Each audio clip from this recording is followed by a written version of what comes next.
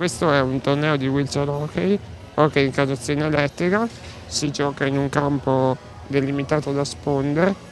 L'idea di fare un torneo di wheelchair hockey in memoria di mio padre, ricordando anche tutti i caduti di quel tragico attentato a Nassiriya, è proprio perché quando mio padre partì per Nassiriya mi disse che al ritorno mi avrebbe appunto portato a provare questo sport.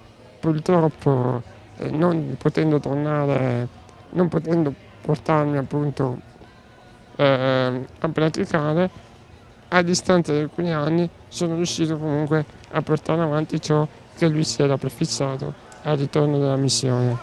Papà ha servito la cittadinanza di Verona per 12 anni da comandante di stazione ed era amato dalla gente e ne ho avuto testimonianza giorno dopo giorno con lettere successive all'attentato che mi hanno fatto capire quanto papà era ben voluto a Viadana e infatti lui si sentiva un viadanese d'adozione.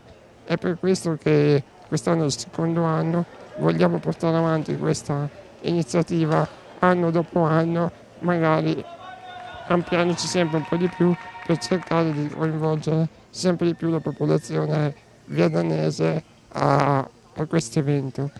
È un movimento che racchiude circa 330 atleti praticanti e 150 dirigenti, atleti con gravissime patologie fisiche, la principale è la distrofia muscolare, che è la patologia per la quale questo sport è nato. Oltre alle 30 squadre che disputano il campionato abbiamo anche la nostra nazionale, la rappresentativa nazionale, che proprio fra un paio di mesi esatti partirà in Germania alla Volta di Monaco per disputarsi i mondiali.